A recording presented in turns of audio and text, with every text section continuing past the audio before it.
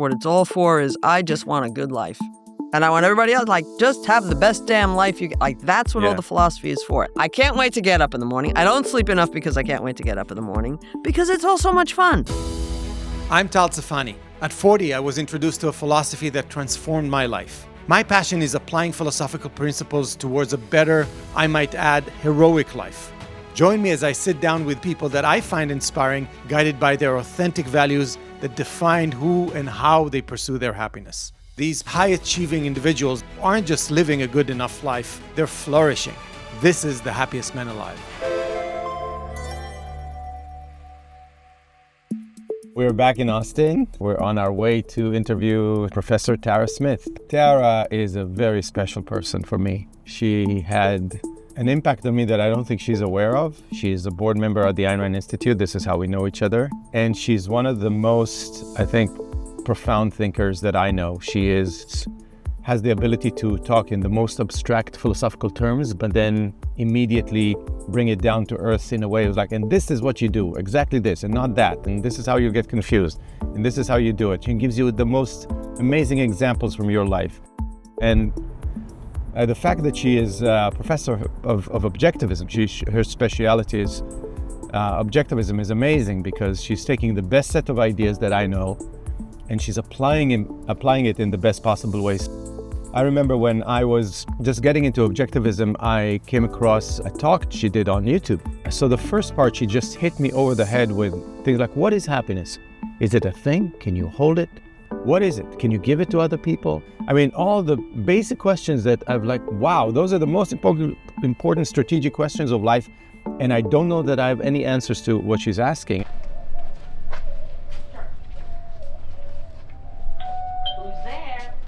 Me. Hi, Tara.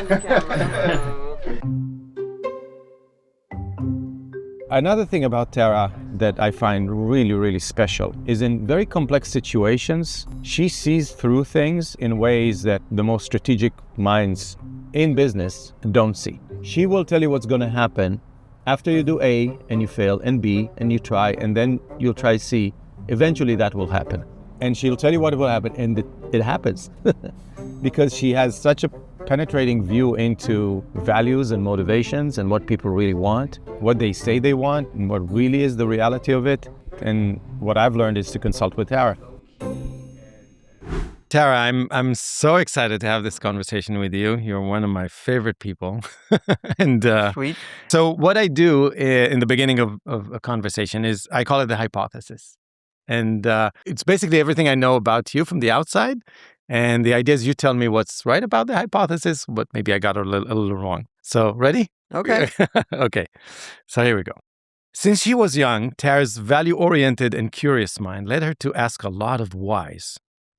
As an independent thinker, she made some hard decisions, going against what was expected of her, and often took paths less traveled because she always trusted her own judgment over any form of common sense. Her fundamental truth-seeking orientation led her to philosophy, and specifically to Ayn Rand, because I assume that while she read Rand or engaged with her for the first time, you immediately identified the piercing truthfulness of Rand's philosophical genius.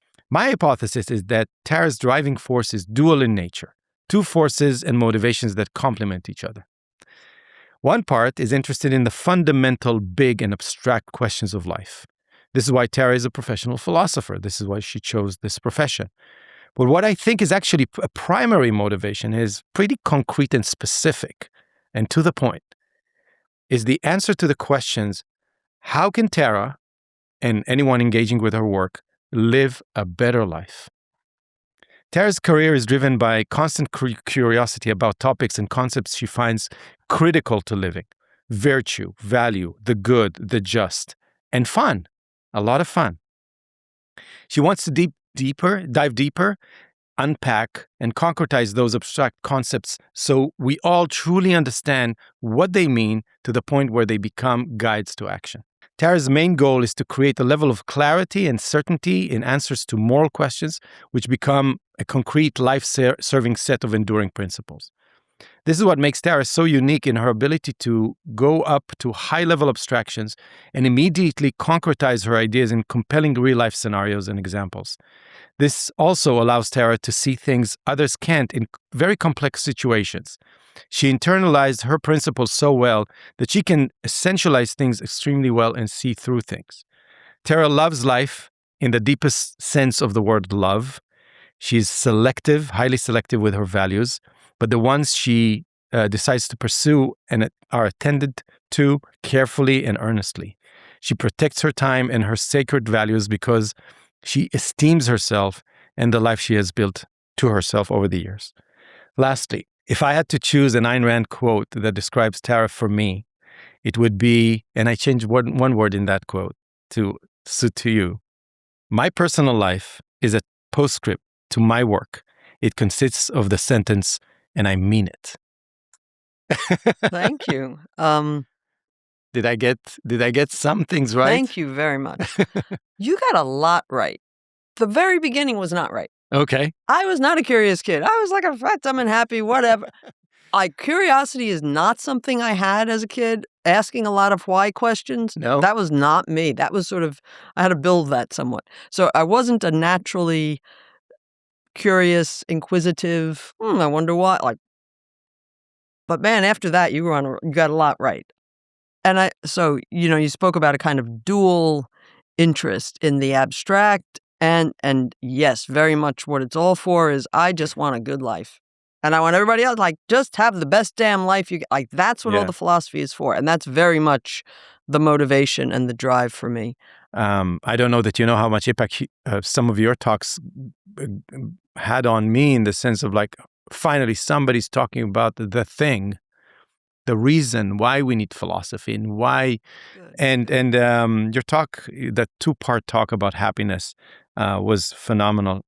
So I want to ask you, for someone who is not familiar with objectivism and all that, you have this view of what happiness is or isn't. So let me ask you this question. What is happiness? What is it? There are different ways in which you can come at this. So things are going well and they're going well. Now in some ways that's a very vague, but I do think happiness and, the word is used to mean some somewhat different things just in the vernacular and the way we ordinarily speak. I do think of happiness as, Rand talks about it as a satisfaction, at the achievement of your values. It's the way you feel so it involves objectively, life is going well. Your main values are progressing. That doesn't mean it's all 100%. There are no stoplights or no backwards. But the fundamentals in your life are progressing in the way that they should. All in the way go. Yeah, basically, the big values. My marriage, my work, my career, my health. Big things are going well, and you're aware of that. But it's things that are objectively good and valuable. It's not just, you're getting the things you want, even if what you want maybe are things you shouldn't want and so on. So the most fundamental objective values in your life are progressing well. And it's not just, by chance I had this good fortune and that good fortune. You're driving your life so again, your agency here, you're doing the things that you need to be doing to advance your values, to bring you the satisfaction that you have in achieving values. And there's always that, you're pursuing and achieving at once, and you're sort of sowing and reaping at once. It's just, even to say it's an ongoing cycle can be misleading in a way, because cycle makes it sound like there's this, then there's this, then it's all together you invest blended, and it's all embedded in. But one word that I want to take is, you said objective values, and so I want to give you a scenario. So here I am at I don't know, 38, and I have a family and 3 kids, and they're all thriving, and everything's great, and I have a good marriage. And things are okay, and work is great. I make a lot of money, and I have this. Doesn't sound too great when you say it that exactly. way. No, but this is exactly what I'm saying, because I know. there was a word that you said, which is objective values, Yeah. and I was living a life where it seemed like all systems go, but what system?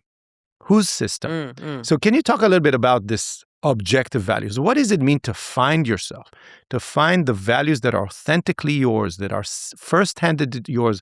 problem that I have talking to a lot of successful people that are not happy, as far as I can tell, is that there's something in the objective values that are non-objective. They didn't sort of set the right values for themselves. Or they didn't adopt values that really are values for them and in their lives, and that will make them happy. They went on a course that maybe was a very respectable course, and looked good from the outside, and doing productive work and making, a good living and family, kids, and, right.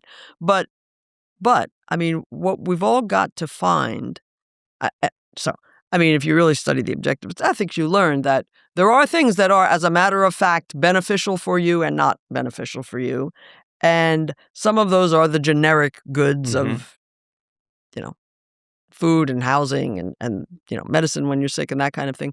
But some of them are more tailored to you. Like, what kind of work is fun for Tal to do? Like, what kind of productive labor this is enjoyable.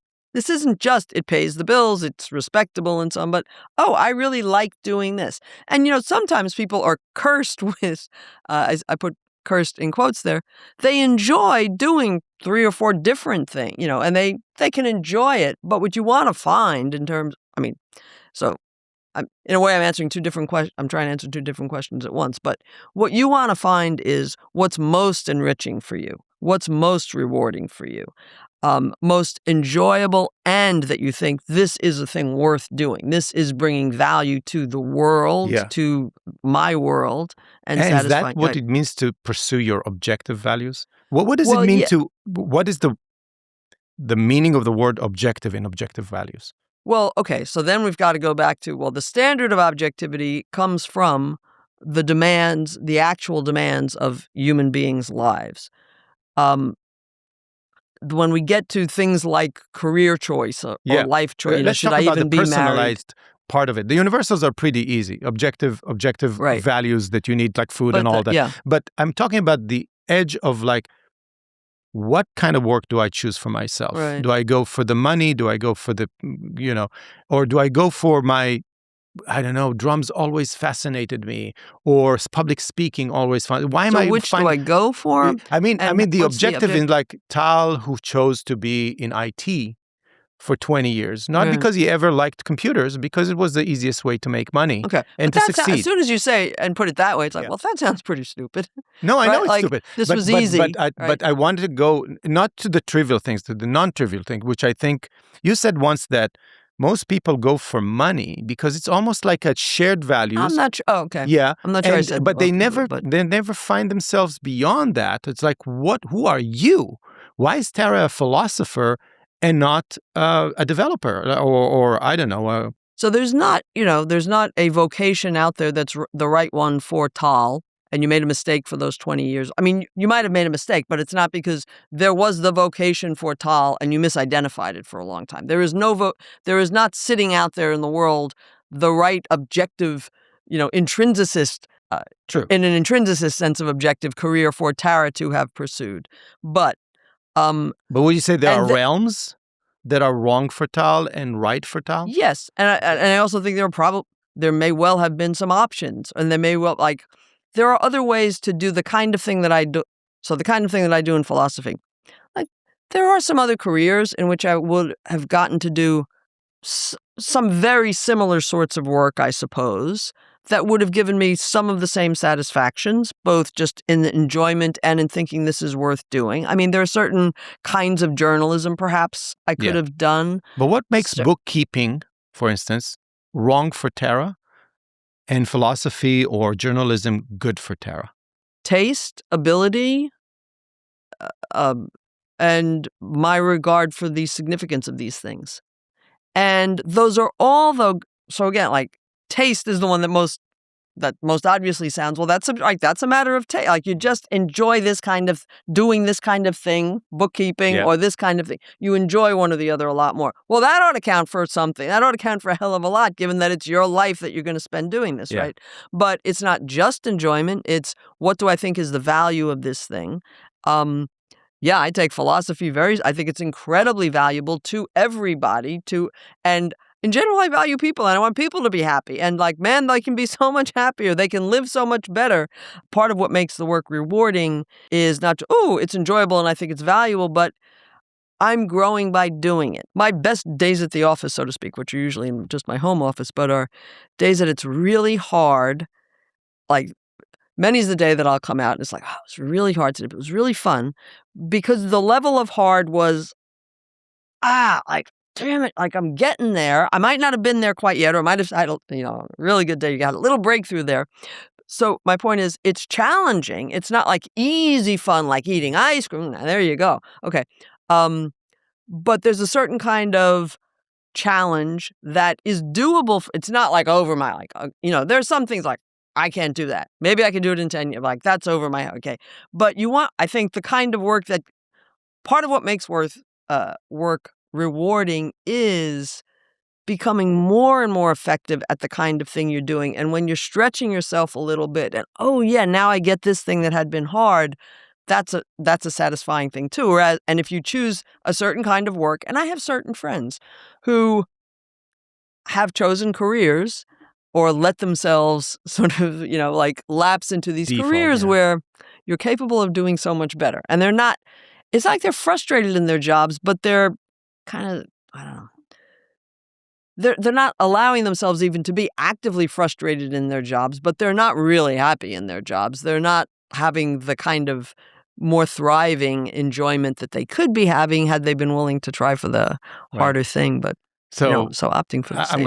I'm gonna press one last time on this thing because I'm so fascinated, because a lot of people that I choose, if I was to describe what's not working for them, is this inability to dive into the taste, dive into the what I really like, because the decisions made earlier in their lives of becoming a bookkeeper or becoming a whatever was in front of them was not like a Howard Roarkian, like, this is my architecture. It's clear to me that that's what I want to do. Tara wants to do philosophy. She does not want to do bookkeeping or something else because this is who she is. Yeah. And that decision, that in a way, authenticity in the decision making is something that a lot of people missed. And I have a lot of sympathy for, for making a mistaken decision, particularly at a young age. And I have tremendous respect for the people who say, I don't want to do that anymore.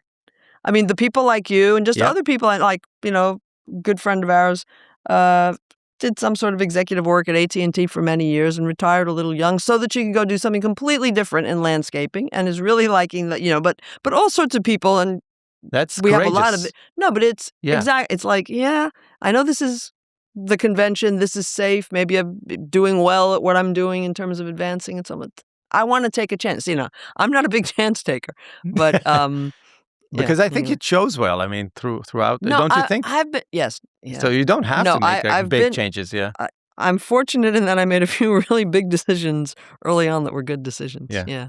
You said something very interesting about happiness that was really impactful on me. You said it's a do-it-yourself proposition. Absolutely. You cannot give it to other people. You cannot make them feel good about their lives. And that made me stop. I remember where I was, what I was thinking about. I thought that my life is about making the people around me happy. And here's Tara Smith saying, you cannot stop wasting your time. And that completely changed my That was actually a big one for me to get in my conversion to Objectivism. Like, here we are. Like, I was raised a good Catholic girl. 12 years of Catholic school, grade school, high school. And I was a good Catholic girl. So a good little altruist. And when I was first reading Rand and really grappling with it, because, you said something in your original hypothesis, like, I got right away. Oh, no. How could you? Sorry, I'm smart enough to get that right away. Like, okay, this woman is so right. Okay. But I'm grappling with the, so you have to do for others. And I can still remember one day, literally, I was hanging out the clothes. We had a washer. Lived in an apartment growing up. We had a washer, no dryer, so you'd hang the clothes out. So I was there putting the clothes out on the line. We were on the first floor apartment. But I was really grappling with, it must have been on my mind, because that's it was in it's like, but you can't make other people, like, why are you doing all this stuff to try to make other people, to try to do things, like, if happiness is the most important thing, you can't make another person like I remember I was in high school, I was really getting that, but clothes. it was one of the stupid thing, like with the dumb clothespins, was like, you can't make other people happy. Ooh, and you just realize, gee, that's going to be another big one. But let me also say, in terms of my motivation for career, it's moments like that, like when you would have philosophical insight.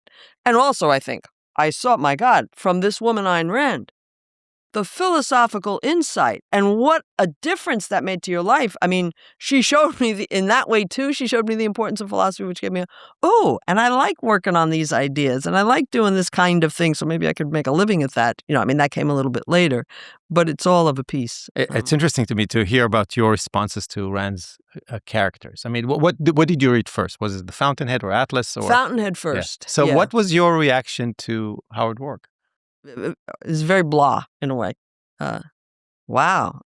Just like, wow. In some ways, it was more the Keating reaction. It was like, oh, that's ugly.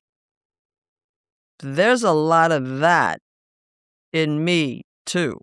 That in some ways, and this may talk about my psychology, it may be revealing in not the most flattering ways, but the simplicity of Roark was beautiful. Not an issue. Not like so Light. I had never conceived of such a thing, of such a figure. So he was certainly like, wow, yeah, he's really right in just that kind of matter-of-factness about you do your thing, you judge reality as it is, and so on. But it was, I have to say, it was the perversion that Keating is that all got to you. Wow, that was like, ooh, wow, she is right. She is revealing so much here. Yeah. Wow. And I will say, just let me just throw in a word for I think I read that, I forget, maybe it was over Christmas break or something, and I think I wanted to wait until the summer to read Atlas. I forget. But in between, I read some of the nonfiction essays for the first time. Like probably it was from the Capitalism book and or the Virtue of the Selfishness book. And there, the way in which Ayn Rand simply called things for what they were. I mean, it was Howard Roark, so having read Howard Roark, right?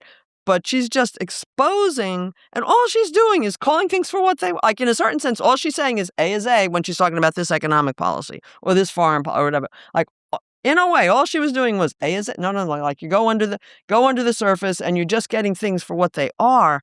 It, again, such a lesson in the simplicity of honesty and rationality. Like, oh, yeah. Things as they are. Yeah. And so you can see why then the religion kind of crumbled pretty quickly. And that pretty was quickly. Age later on, teen?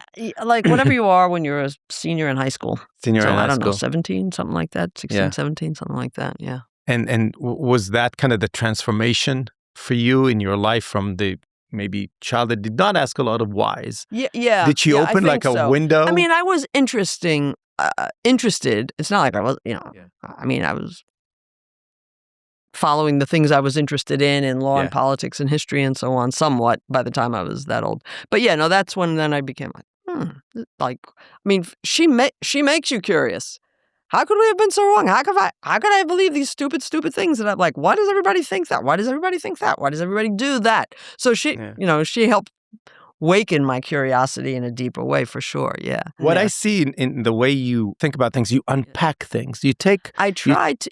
I really do try to. Let's put that in practice. Let's make that concrete. The concrete stuff, like those examples, don't come easily to me, and that was again a skill I had to build. For being a teacher, like I really value clarity and trying to make things as clear and accessible to other people as I can, when I'm teaching. So that prods me to, well, can you concretize that? Can you think about how that would actually work out in practice? So that's one of the drives for my doing that, is just clarity so that I really get what this abstraction means in practice, not just as a teacher to explain it to others, but for me to get it as well. I want to touch the essential motivation.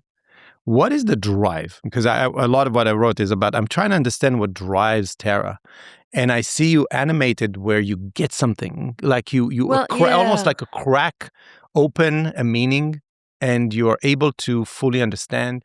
Going into areas that are not. I mean, I've become a more curious person, right? Not having been naturally curious, the world is just, man, it's endlessly fascinating, I find, such that, yeah, when there's a question, and, it's all within my realms of working on value and virtue and a good life and a lot of legal philosophy. So there are realms in which I'm much more interested. But then when I realize, I really don't understand that, but that's significant. Like, if you understood that better, you'd understand this better. It has big implications. I'll just really dig. I mean, I want the answer. I want to understand to my satisfaction that, okay, now I really get this, or I see how this is true or how this isn't true, or the complexity here. So it's for my own understanding so that I can figure out, be it what to advocate in the law or just how to get more out of my life, my relationships with different people and so on. I thought it was good that you got that I am about, in a lot of ways, fun. I mean, that's that's a way of putting we're here to have a good time, to have a good life, to enjoy it. So how do you reconcile that you are a very serious person? I mean, in the most I am serious. Very serious. I am goddamn deadly serious. I know. And I think it's the only way to be. And how if you love your life, for God's sake, why, you said I have something. No patience with unserious people. I caught something. In one of your Q&As, you said, you're going to die. So you better get on with it. Choose your values carefully and then full throttle on. And I was like, I remember first time I was kind of shocked. The sentence has you're going to die. Time is of essence, right? Time is limited. Choose your values carefully and then full gas. Yeah. Full and throttle. They're revisable. You can change some over time and all of that. But that's of course. So how do you reconcile the Tara serious, get stuff done, think deeply and go versus the fun, it's trolls? Not versus, but right, the trolls, the football. It's it's not versus. That is the work is a lot of fun. I mean, God, the work is so much fun. It's all so enjoyable to me. I love life. I love a lot of different aspects of it. And I say that as a person who I think in many ways, I'm I have narrow interests, but what I love. So are you serious about fantasy football? I mean, is the attitude towards your work and what you do to write a book versus how you have fun? Is it a different mindset? I mean, I'm serious. So you ask, are you serious about fantasy football, for instance? I'm serious about it, but I don't spend all that much time on it. I would, if I had more time, if I didn't care about certain other things like my work more, I would spend a lot more time. I would enjoy it in some ways I would enjoy it more if I spent more time on it. But I'm very, I take things seriously. Now, you might want to talk to other people in my fantasy league about that. But, I take football in general, very seriously. Why? I heard your talk about admiration. Well, I in mean, sports, I have to say some of that is just a personality thing, a taste thing. I was raised on football and I took to it, and I'm sure there are some underlying psychological connections with my father and family and so on, and the tradition of being a Giants fan. But I really enjoy the game. It's amazing. I don't have a good full understanding of why I enjoy. I could say things that I think are good about sport and following sport, and I'm given lectures on that kind of thing, and I think all that stuff is true. And you see value pursuit in action in sport on the field, be it basketball, soccer, whatever it might be. So, I mean, there's a lot of great stuff to say about sport. In terms of my own attraction to it, though, it didn't come from a philosophical place. It came from in here, damn it. It came from Third and Short. You get that crystallized life. Oh, it's lovely. But, I could go. Now you got me going. And the NFL schedule is coming out next week. Not too excited about that. Yeah. I was raised on soccer. I'm sorry. That's okay. Oh, that's football, the real wonderful. football. I'm a fan of fans too. Yeah. I just think fandom is a wonderful thing, not just in sports, but there's in music. For me, there's someone who's at the level of a god, right? A drummer. And when I went to do a workshop with him, I was at a state of awe for an entire day. You and I share, I think, the interest in the concept of happiness, the true happiness. Where does philosophy end and psychology starts? It's like a meta question. What's the difference between a philosopher who is interested in happiness and a psychologist who is interested in your happiness? I wish I had a good answer to that question. I don't. But it's a really interesting question. I mean, you never check your psychology at the door. It's not like, okay, now I'm in the lab or in the room or at the desk, and now I'm just doing philosophy. Who's doing it? Me.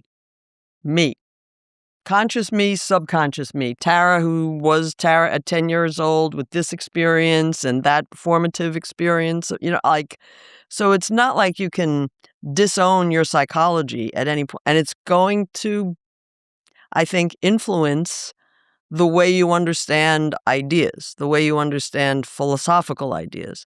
A person, to be happy, needs to understand the right big ideas about virtue and value and what really is valuable in life, and about the mortality that you have and what makes things valuable. They need to understand egoistic principles and all. And they need to understand themselves to understand how to put the more abstract ideas into practice, in choosing their values, their relationships, their hobbies, their all sorts of things. Let me just to guide. This is a question I'd love, that I want to be thinking about more, your question about the borders or the relationship between, and that I think and hope other smart objectivist intellectuals are thinking about. Like, I know Gina is thinking about this. Yeah. Philosophy is interested in the universals, and psychology is more about, given the universals, who are you? What are your values? And do you have your own issues with applying?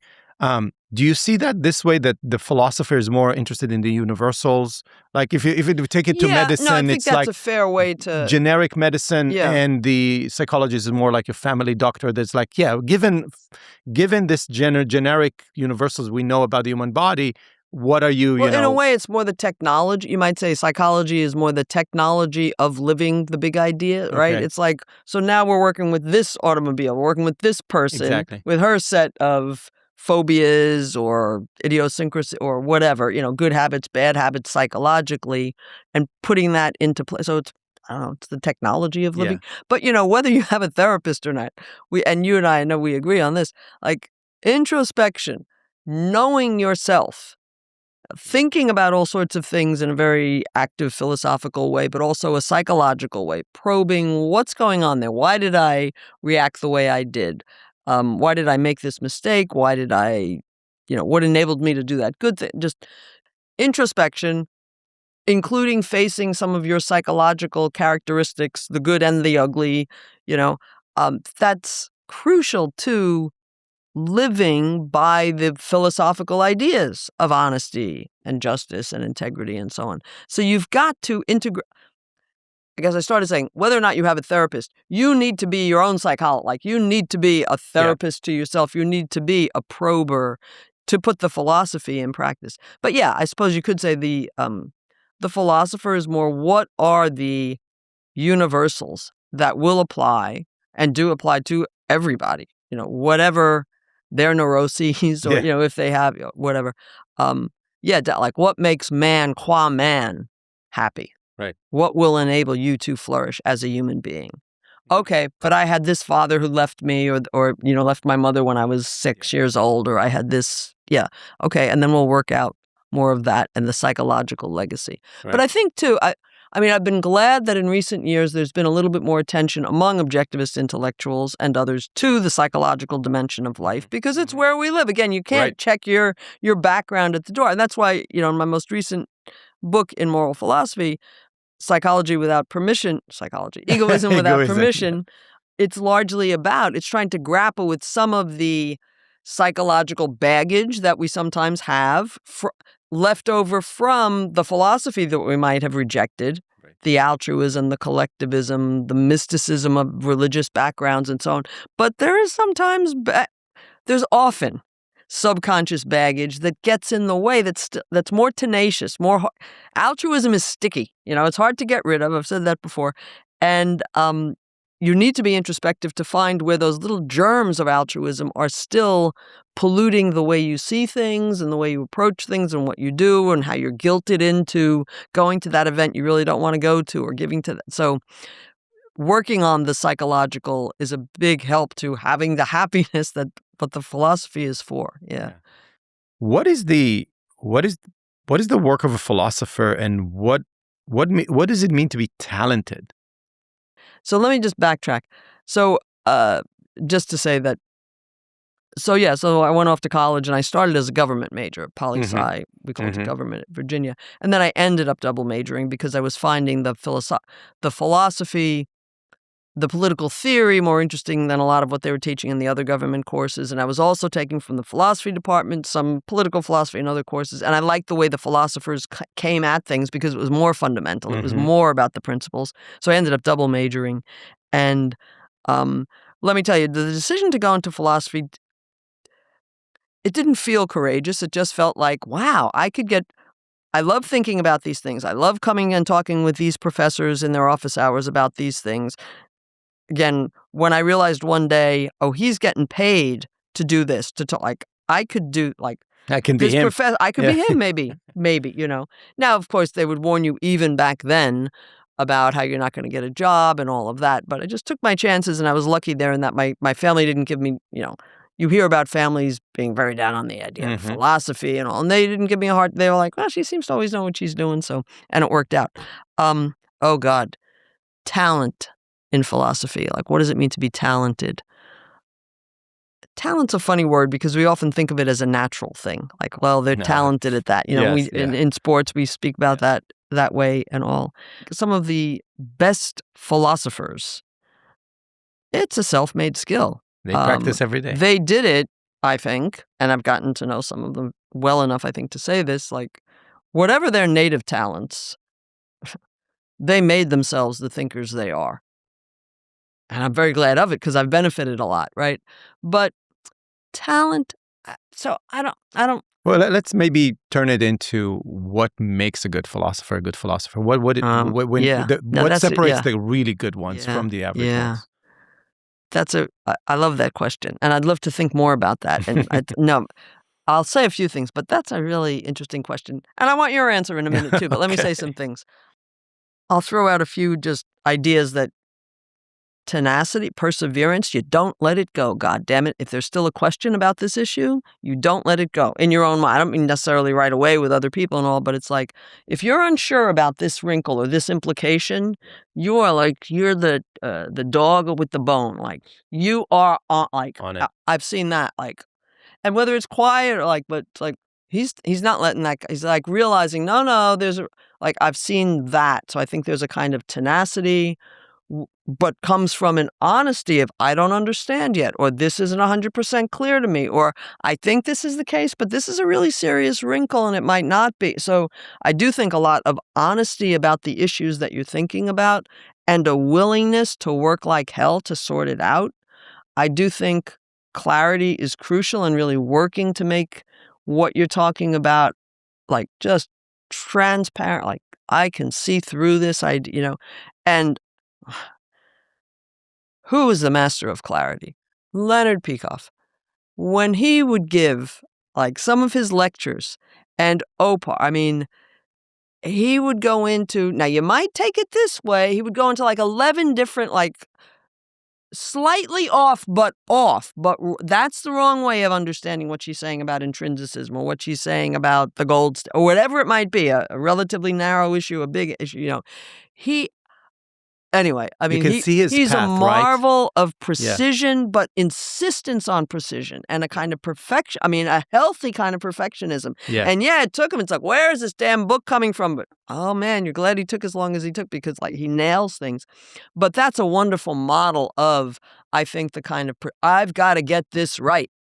That drive is a lot of what makes a really good philosopher. And there's something very special about Leonard's ability to give you the traces of how he got to where he got it.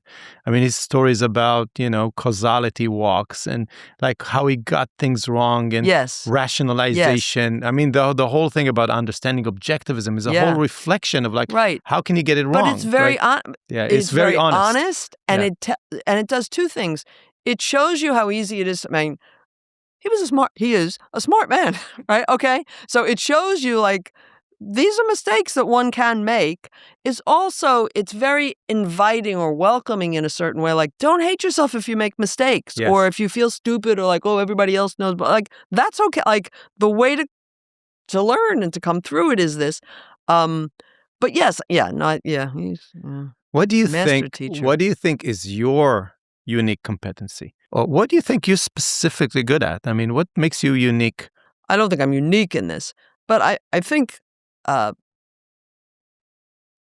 strength of my work is clarity. That's something I really strive for, and I think sometimes I'm pretty good at it. So I take some pride in, like, I really strive to be clear by breaking things down, by putting things in a way that I think this audience can understand. So I'm very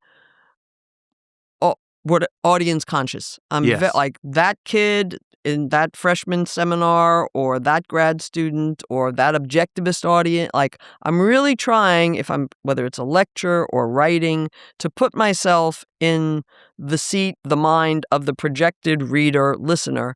I really try to do that. And I think a lot of bad teaching and bad writing doesn't do that sufficiently. So, and I see that as a way of, an aspect of being objective about, but what is this for? It's for somebody to consume, and to try to make it clear to them. That's what drives me to, to really try to work on the clarity. Do you love teaching?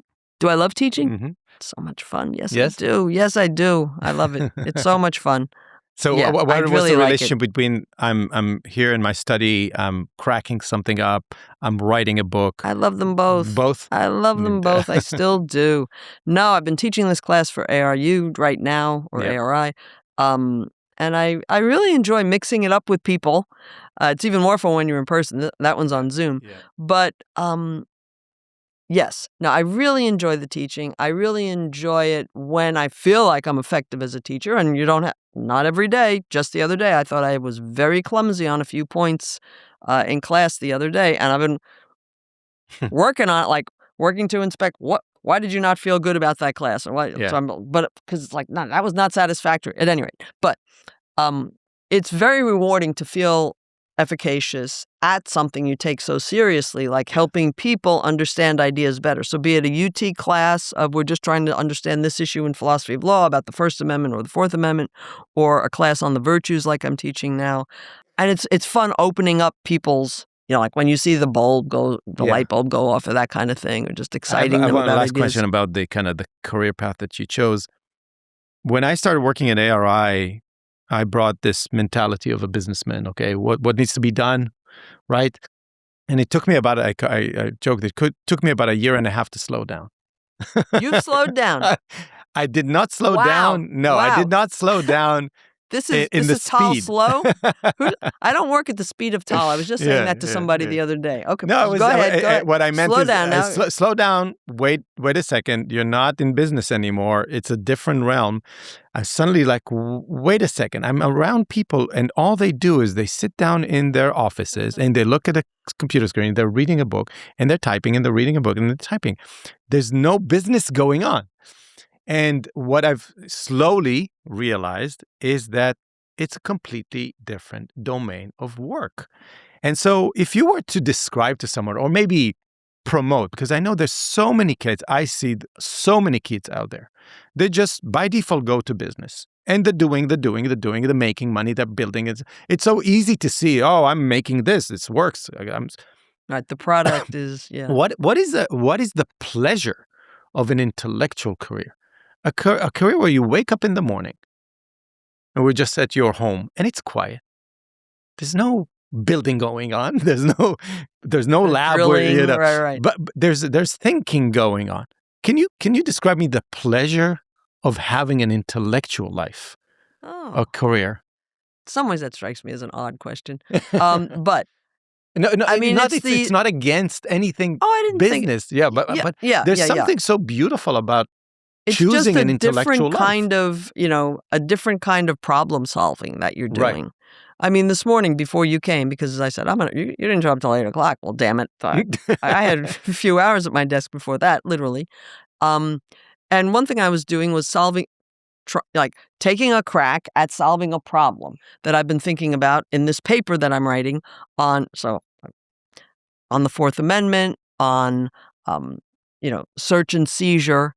and sufficiently particularized grounds for searching you. So if you think of, for instance, the ICE raids going on in recent months, and what gives you're justification? Hispanic, you work at a construction site, let's stop you.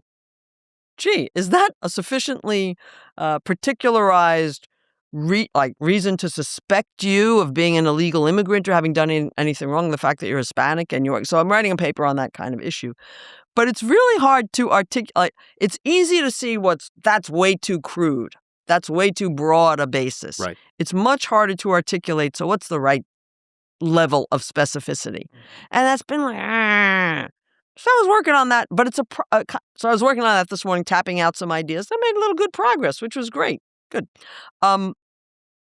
But my point is, this kind of intellectual work that we do, it's problem solving, it's question answering. Like there's some issue where you've chosen some issue. You've chosen to write a book about this, an article about that. I'm going to give a lecture on whatever it might be at Ocon, right? And there are a bunch of questions about it that you're trying to answer to come up with a coherent, depending on the subject, just overall take on the thing. So what's fascinating to me is that what is the implication of you getting it right? It's huge. I mean, if Tara Smith gets this right, it's hope it can help. Super strategic, right? Well, you hope. I mean, now here's where I am curious. Like, I just want to know. There's a part of me. It's like I want to know. I want to know. I want to answer this question to my satisfaction. Right. Now, but I'll do it in part so that I can get paid, but in part, so I can get more value out of it. I'll do it for an audience, or I'll put it in writing, and I'll do it for, I hope, readers to also benefit from. And I have to say, it's so gratifying when you hear from people, credible reports, that they got something out of what you like. Right. Oh, that helped me a little bit. Like, good. That's what you want it to do, right? Like, I've had this experience sometimes grappling with the psychological legacy of altruism. If I can help you a little bit, that's great. You want that want to try to get it right. So just think of Ayn Rand's works, think of Leonard Peikoff's works, think of the works of many, many other objectivist intellectuals over the years, and non-objective. Like, when they understand an issue and are able to explain it clearly to you, like how it helps you understand all sorts of things better.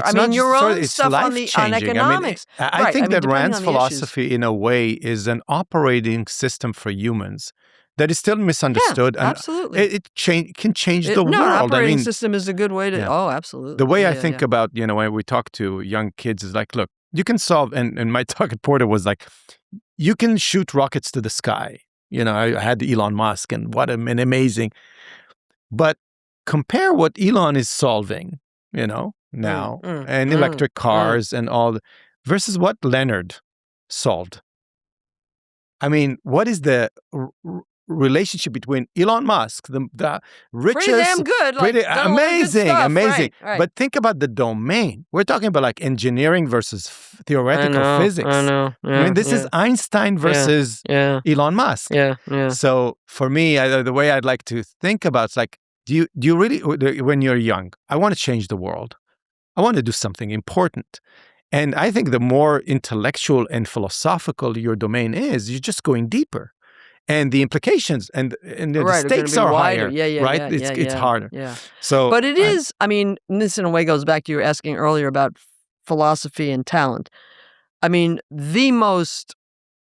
One can be a very, very good philosopher at different levels of intelligence.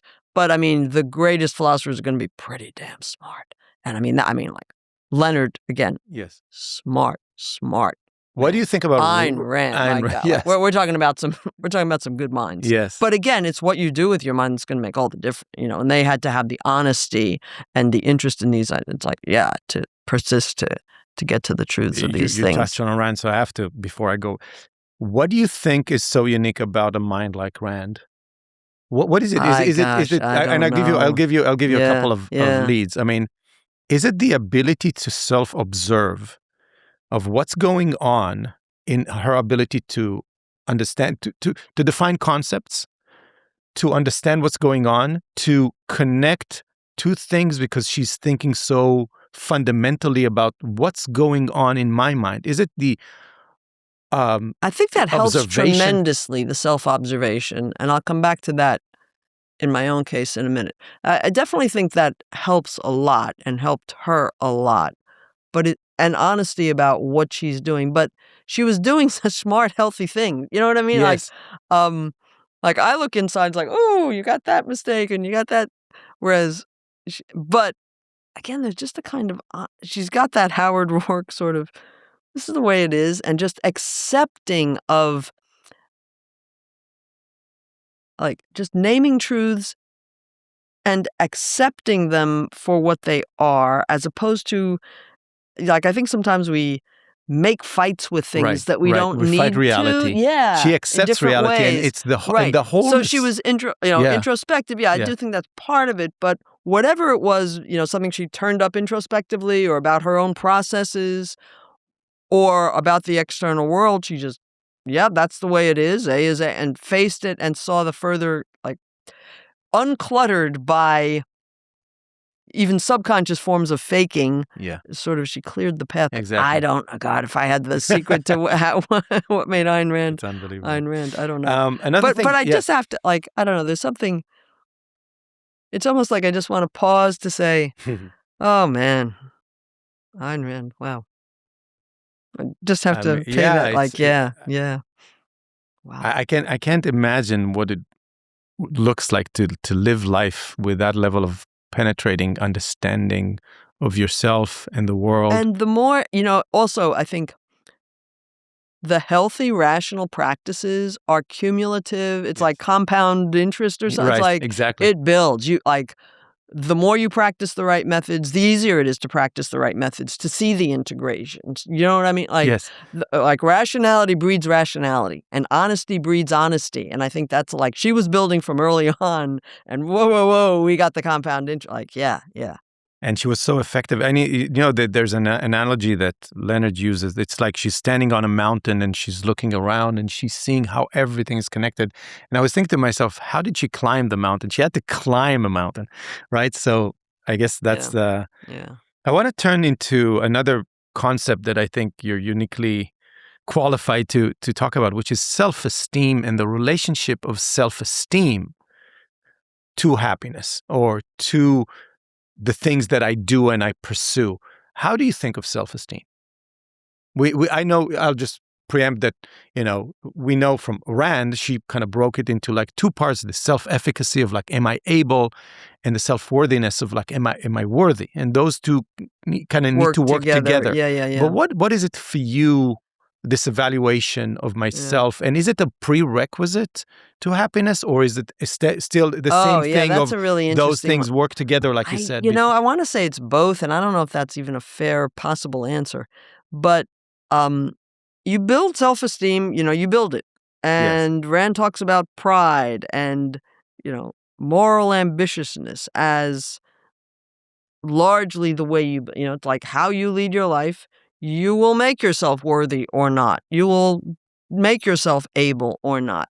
But I do think there's a kind of core, almost axiomatic self-love and self-acceptance that's got to be a base for any of that to happen, to kind of get off the ground. Right. I'm not 100% sure about, but I am inclined to think that there is a fundamental, complete self-acceptance and self-love that a lot of us don't have, or don't need, and then you can build it in yourself, and you can talk yourself into, you don't need to have this guilt from, your parents or your religion's upbringing or whatever it might be. But, and it is just in terms of the perversions of Christianity and altruism, how they go after your self-esteem is so horrible.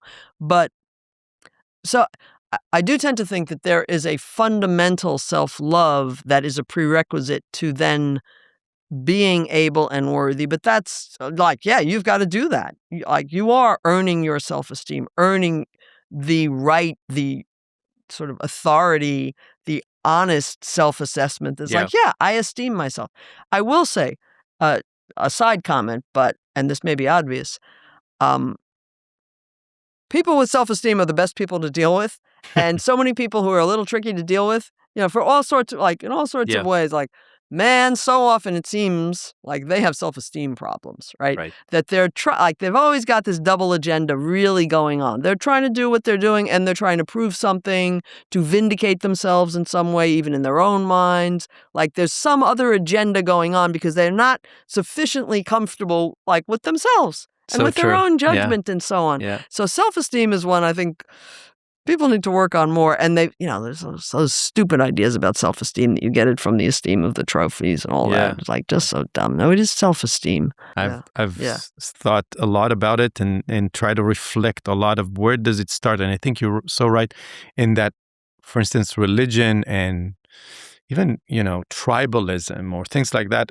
Just Right. they go Yeah. at the core.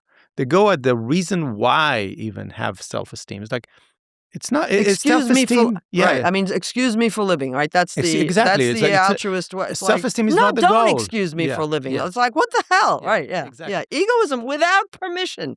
I don't need to do my duty first and then get to have a good Yeah. life or pursue myself. You said a baby's born with a debt. Yeah. Something you like have that, this right? mortgage or something. No, thank you, I don't. But that's the picture. That's what we all. Yeah. Yeah. Another thing that I want to touch on that was very clarifying in your work is your work on normative ethics. So there's one main virtue, rationality, and then there are the other 6 that Ayn Rand identifies. And people's look, why 7 and why only those and so on? And you discuss this. How do those 7 virtues sit with you? Are they do they complement each other? Do they build on each other? Yeah, Is rationality? interesting. How do you hold all of them?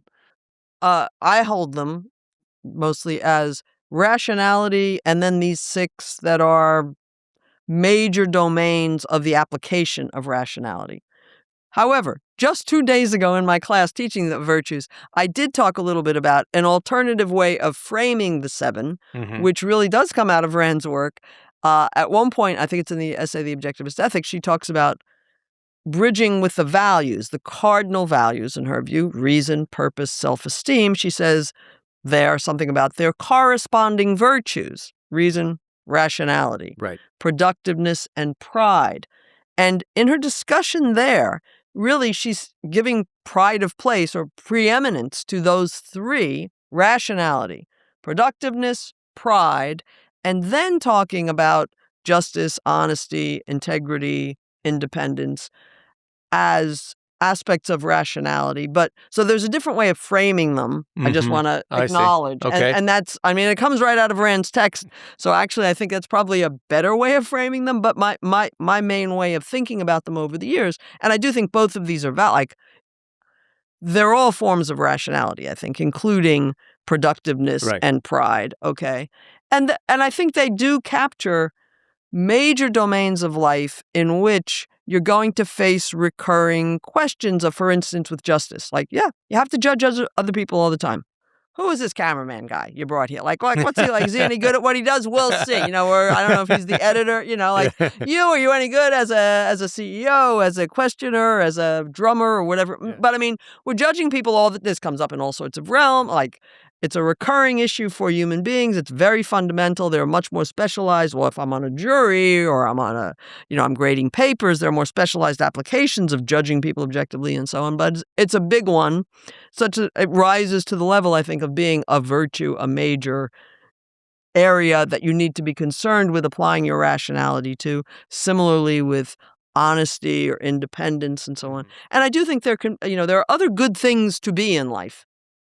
It's good to be punctual, but that's a pretty narrow, it's good to be punctual, but it doesn't have major not that I want to encourage this, but some people can get away with a lot of, unpunctuality. In a way, it's going to be harder to get away with a lot of injustice. Right. Do you know what I mean? So, Yes. But there are other good things to be. It's good to be conscientious. It's good to be responsible. It's good to be fit. There are all sorts of things that are good in life.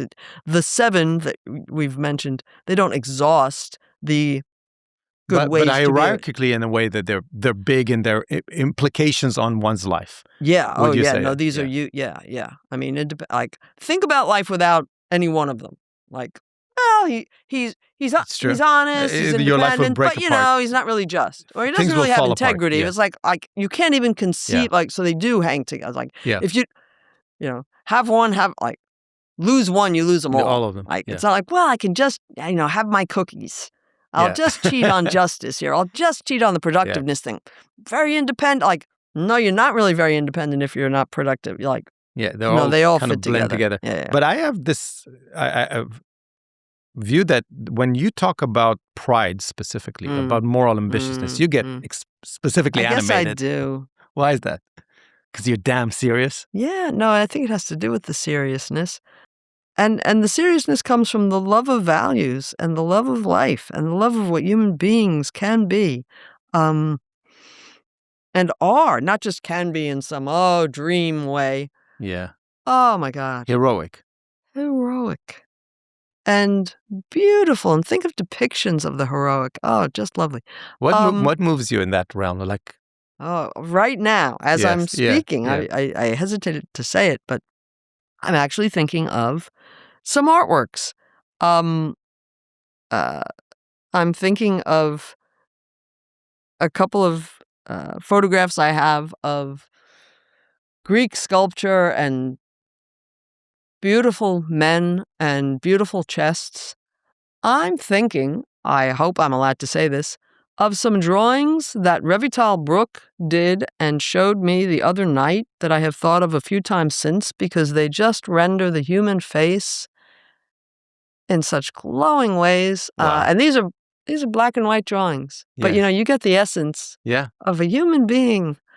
And that's, So pride, I guess it's like, this is what man can be. Wow. Yeah. Blow me away. That's pretty damn good. So if we're touching on this thing that makes us emotional, which is the concept of a hero, what is a heroic? What is the heroic for you? Is it really around the people who took seriously their moral ambitiousness and tried to the best of their ability? You really they exhausted almost like. I mean, you see the funny. I don't think of heroes as such, or in that term. I don't use that term even in my own mind a lot. Okay. I think more just admiration for different, and I mean, there are some people who I think are heroes, but like heroes, it's not a regular concept for for it's you. Not something, it's not But admiration, big time. And like things I admire or features that I admire in people. So one thing came up a little bit earlier, like people who are willing to change tracks, like take that courageous step, career 20 years this, or like this marriage, it's just not it. Like it's willing to take the chance on doing something dramatically different that's really going to be, I just have great respect and admiration for that. I admire performers, singers, athletes, actors, people who put it up for like, display. She's just going on a stage and it's her and the piano. Whoa. And she's putting it all out there for us. And like, whether she hits the high note or whatever, it's like, but I have so much respect for that. Because there's so much on the line, right? I mean, it's just, they're exposing themselves. They're making themselves like just naked. But they're doing that. And we get to, for us, and I mean, the results are, a good mezzo or, a fine actor or the performer in the club, like in the sport or something. I have a lot of respect. No, I have a lot of respect. Like, talk about courage. No, I have a lot of respect for that. I have a lot of admiration for, I'm a big fan of the unsung heroes. Sort of just the quiet but dedicated, hardworking, and are hardworking because they believe in what they're doing. So I have a lot of admiration for that. So sorry, I'm not really getting at, I guess, the heroic. No, it actually concretizes so well. Admire in there's a lot to admire out when you describe the performance, just to share a moment. I mean, a couple of weeks ago, I walk into, and I know the guy, I've seen some YouTubes, but I walk into this church when there's a performance by just a Brazilian guitarist, like classical guitar, and I like he's gonna play with a band or whatever. I never heard him. And so all you see is a microphone and a chair and a lot of people. And this guy walks on, doesn't say anything, sits down and starts playing.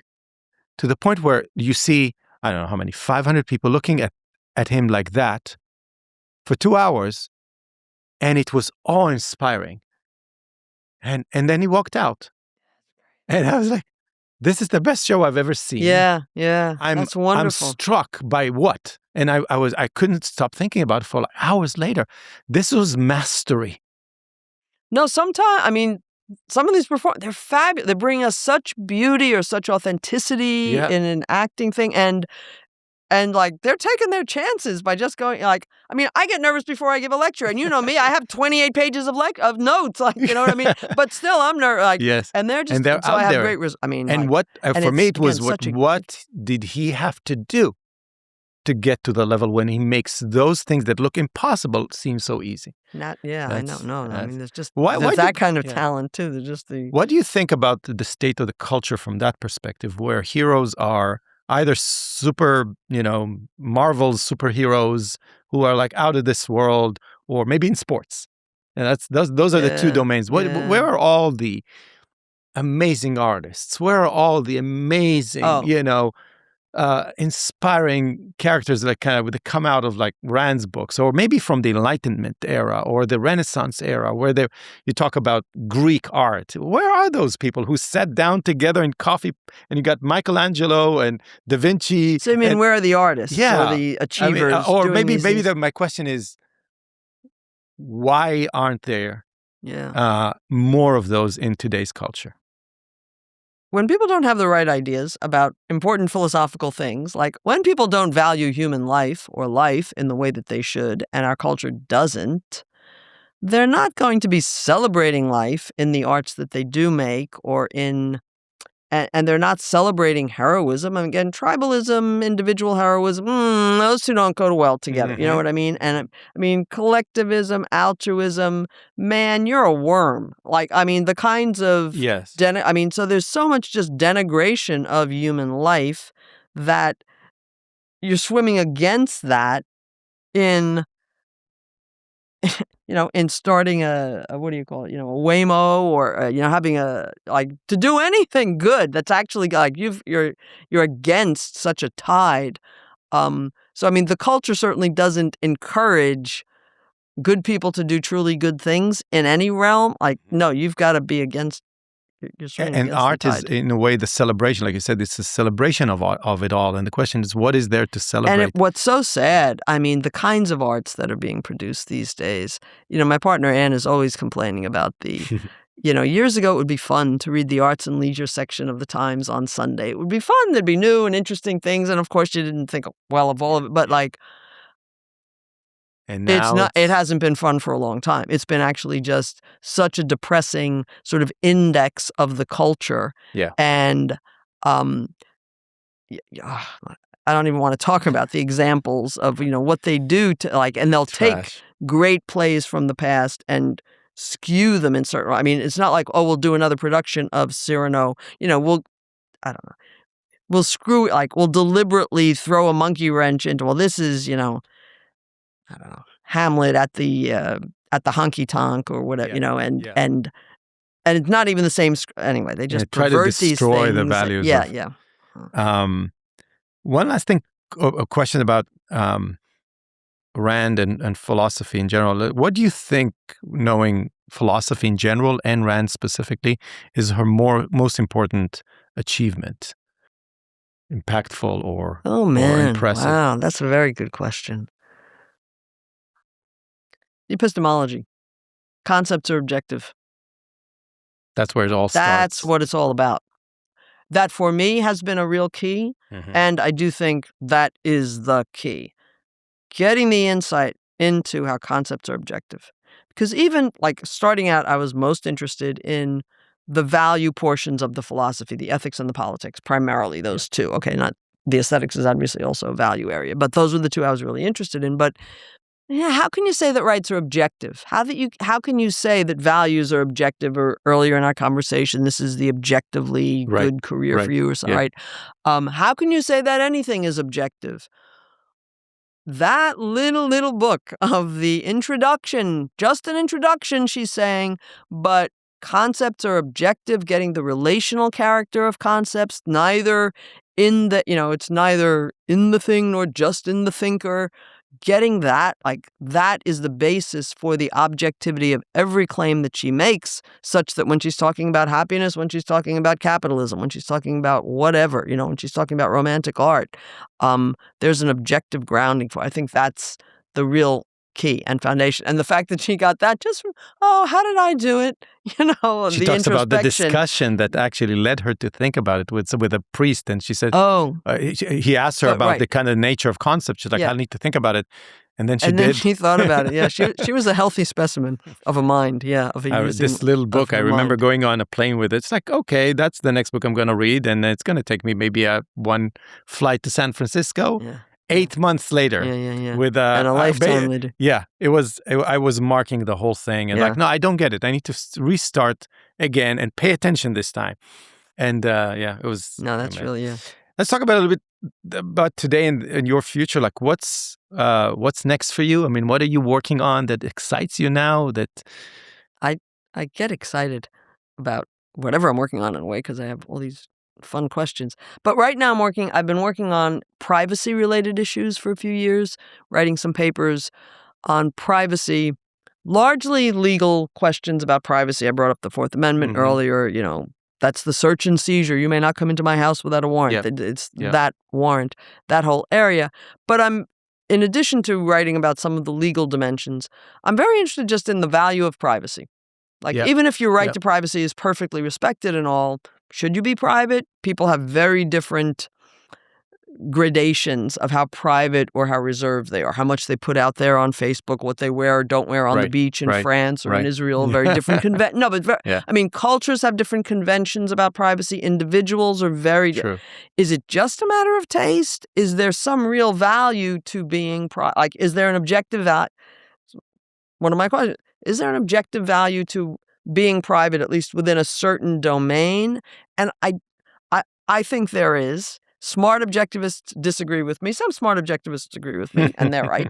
But so that's something I'm very interested. I think privacy is not exactly a gateway, but I think one's attitude towards privacy about certain things reflects the way in which you hold your values. So I'm working on a paper on that. But so that's an area that I'm interested in. Something that's happened that's been fun for me in the last little over a year. I joined the board of the Institute for Justice, which is a public interest law firm. And that's been a lot of fun because of the nature of the work on that board, where we're looking at all of the cases that IJ takes, in advance. We're reading some of the basics of the cases. I'm learning about law in a deeper, more detailed, but I think right now good for me detailed way than I have before, even though I've been working in philosophy of law for several years. I've been writing and teaching in that area. That's been a lot of fun. And it's been both it's that kind of good fun that's fun. It's just enjoyable. Now I see the connection between this doctrine in the law or this precedent and this other implication. It's both fun and it helps me teach some of that stuff better. It helps me write and understand better on the Fourth Amendment. So that's been a lot of fun. And that's awesome. What's your view of objectivism as a movement? You've been around, late mid 80s or something like that. My first conference was 87. How do you see that change? Is it where you expected it to be? Is it moving? I mean, do you have any vision for it? I mean, there's a lot to say here, I know, but kind of a broad strokes. So, the Ayn Rand Center, that is invigorating, that's inspiring. I think that's a really significant development, and it's not just a real estate development. It's not just a relocation development. It's a lot more than that. One thing I didn't at all see coming is the number in terms of are we anticipated, where we might have been and so on. The number of young people from around the world, the international character of the serious intellectual interest in Rand is wonderful. Yeah. And I didn't see that coming at all. Yeah. And part of that is just my own stupidity and blindness to it's a big world out there. And there are a lot of honest, smart people out there. Right. and they weren't all born in New Jersey or California. So like, oh, wow. No, I mean, so I'm very encouraged by, and especially, as I get to know, because I teach and do some things with ARI, you get to know a little bit some of these people. There are some really good people.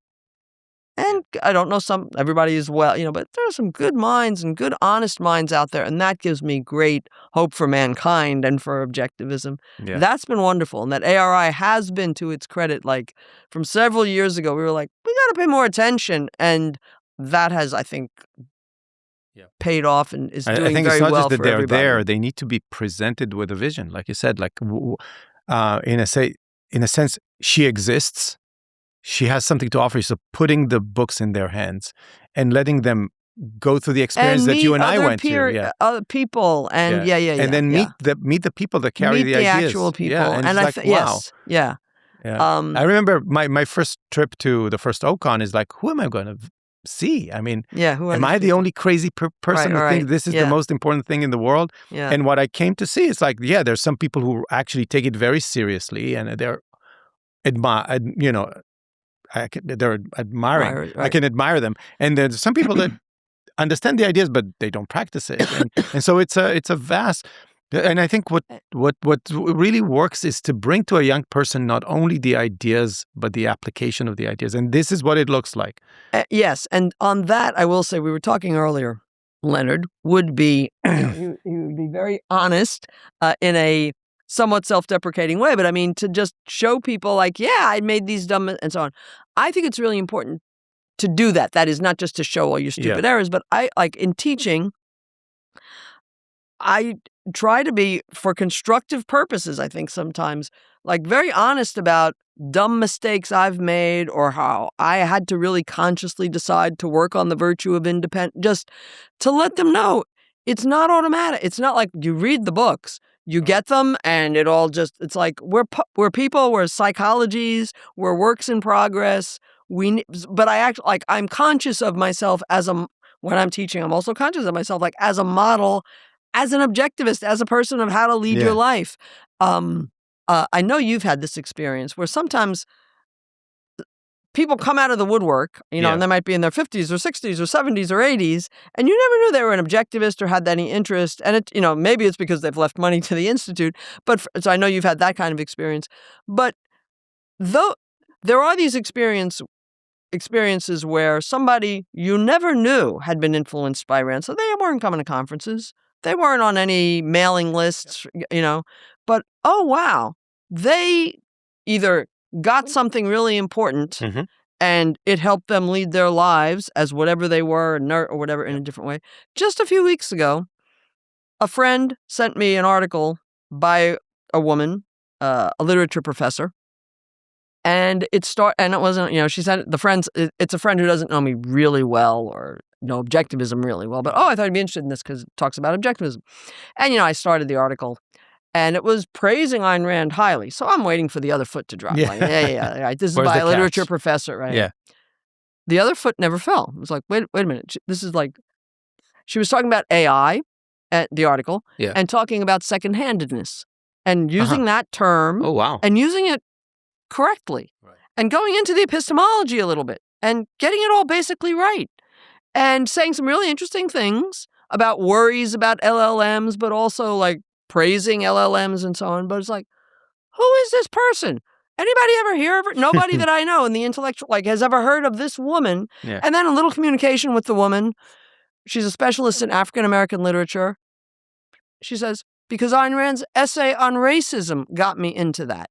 My point is simply, the more there are these cases where, what gives me hope is the people we don't know about who have been impacted positively by Ayn Rand in some, and this is, I haven't gotten to know her work well yet, but maybe a clearer thinker because of the good that there's more of that out there than we realize. The whole reason why I'm doing this started with the idea of that I feel like I'm in this,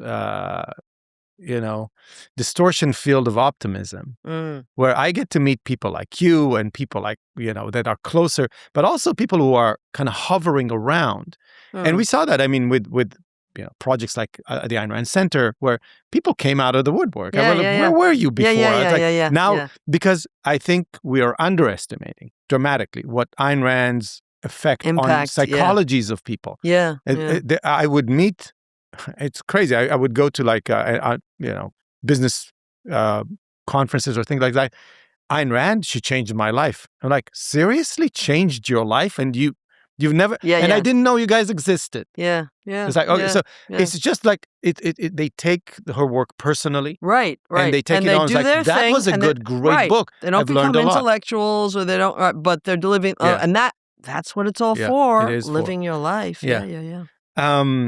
What is a book that everybody should read other than Rand? That you say, wow, that's another book that is like a must. Is there one? Leonard Peikoff. Opar, you're right. But is there anything other than... And it's not just, I can't think of one, but I wish I could. No, I don't... Nothing comes close. No, I don't... I love Aristotle's Ethics, but I don't think everybody should read Aristotle's Ethics. How about other fiction that you found highly inspiring, that you think is just a joy? It's also fiction. It's very personal, like the exact for form you, of you know what I mean? I'll put in a plug though in that general direction, but it's not for a specific book. It's in the last few years I've gotten interested in poetry. I was never interested in poetry. So what I want to say is give poetry a chance, people, at some point if you haven't already. But it's only relatively recently that poetry. I have no patience for poetry and I don't get it, I now really enjoy poetry, and it's very Is it like a good painting? Is it? It can be very sustaining. Just once, and different. There are certain different kinds of poetry I like, and there are some kinds I really don't like. But I mean, there's a few different kinds I like. But it can be so celebratory of life, of small things in life, of little moments. Just that little moment that it captures just in a few words so well, it helps you to savor more that kind of thing or that thing, elevate your experience. So I would put in a plug for, but give a little try. And it's not it's many of the time I have to read the damn thing, it's like, you read it, I don't get it. Read it again a day later, you read it again. Sometimes things are like, yeah. And then I'll read it a third day. It's like, wow. Oh my gosh. So so it's not that I don't like literature or sometimes very fired up by, somebody what was the book that a few objectivists recommended a few years ago that I really liked? By Francis, I can't remember now. Anyway, okay. One other thing I want to touch on is, have you seen the movie La La Land by any chance? Yes. And as I recall, I saw that you're showing it at Ocon. Yeah. As I recall, I didn't like the ending.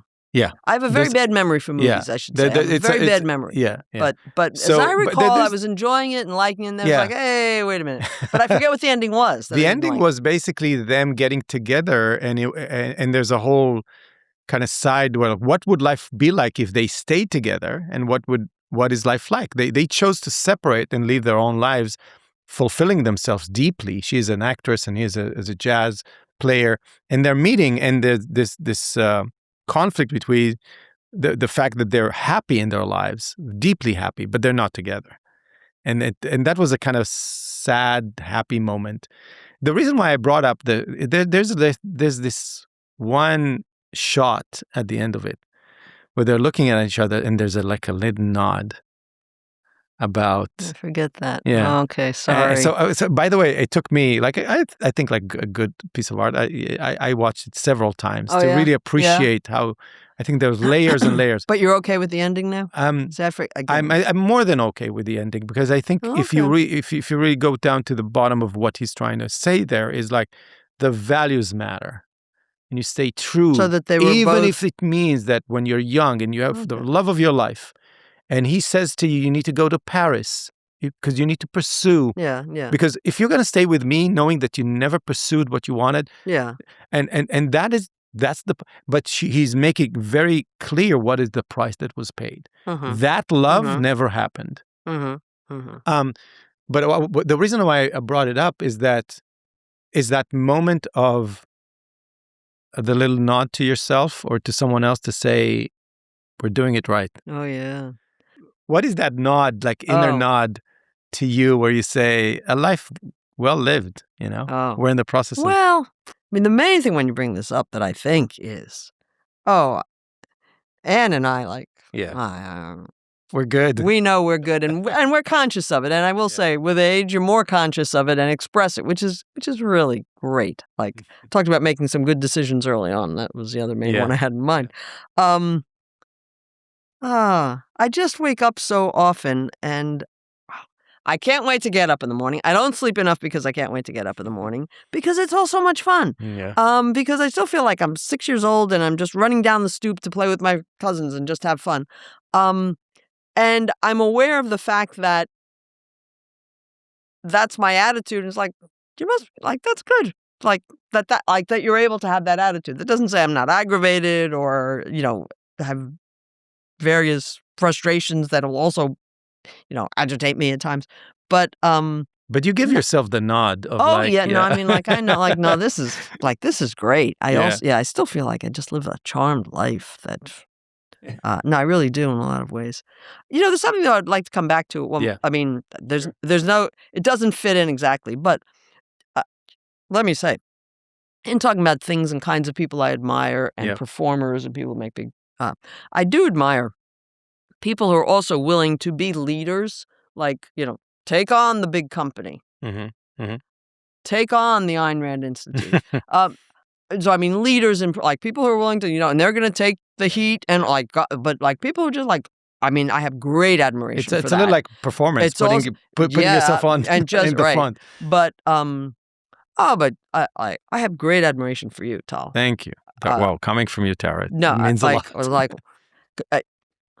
You're not afraid to be bold. You're not afraid to no, you're not afraid. And that's I mean, courage is a wonderful thing, right? That is especially when you believe in what the importance of what you do. It is inspiring, and it is one of the things. It's up there with the Greek chess. Thank you so much. Last question I have for you is there any advice you would give young Tara about, because when I look at you I would say I can teach young Tal, so many things he didn't know and he really didn't understand. Is there a gap where you would say there's a serious self-esteem issue? Mm-hmm. I guess all right, I'll be very honest. So it's okay, Tara. You don't have to prove anything. Mm-hmm. Because I absorbed that one badly. But it's okay. It's so much more than okay. I mean, that's what I now realize and consciously realize, and someone's it's great. But it's it's okay. Meaning, so it has to do with that's profound, because I think you don't have to prove anything can take so many different forms. I mean, I would translate that to how I got my ideology injected into me in you owe us. And for me, that if you talk about hitting a nerve, it's releasing myself of the chain of you work for us. If it's the tribe, if it's the kibbutz, if it's your friends, if it's the army, if it's the nation, we owe you. We own you. And in a way, for me, that process of meeting Ayn Rand, meeting Roark more than anyone. You said it's how can he dare be so light? Yeah. How can he just go about? Yeah. I mean, he doesn't owe anything. Talk about no chains, no mortgage. How dare he? That's what I thought. So you're right. I had the Keating in me, but I was side-eyeing Roark. I don't understand you, man. Yeah. I don't understand where you come from. Yeah. And so it comes from a good place. Yeah. Healthy place where we all should. Yeah. And I remember closing the last page of the book and thinking to myself, if I'm going to be committed to this all the way, my life will never be the same, but it's going to be exciting. And it's actually what happened. That's good. That's good. That's great. Tara, thank This you was so much fun. for taking the time. Thank I you. really No, this appreciate is it. great. Good. This is fun. Thanks a lot.